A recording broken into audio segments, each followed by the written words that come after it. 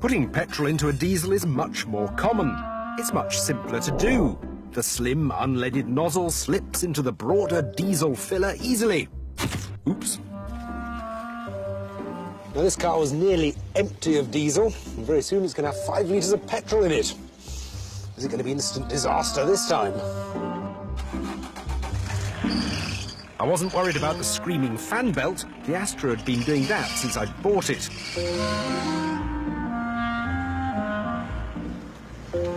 And amazingly, it seems to be running okay.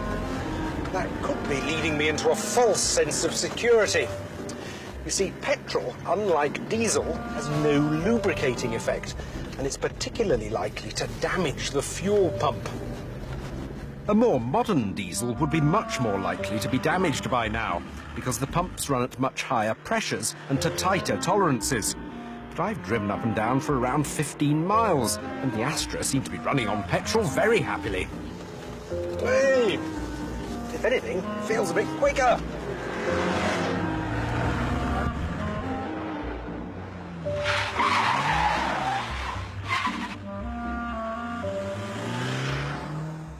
After about half an hour playing around, the only signs of anything wrong were sparks falling from a newly developed hole in the exhaust. Apart from that, the car had been running fine.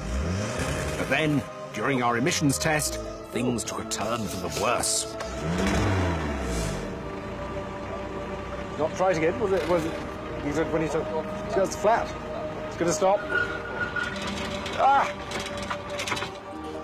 That's amazing! We couldn't stop it on the track, but it actually stopped during its emissions test. Let's try and start it again. Come on, it might go. Ah, oh, sorry.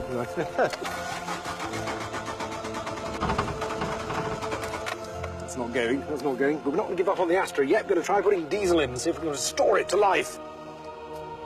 Maybe if I filled the tank with its original fuel, I could flush out the petrol and have it up and running again. The moment of truth.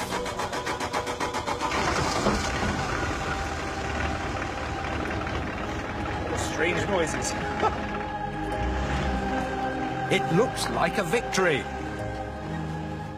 But then, the engine died again.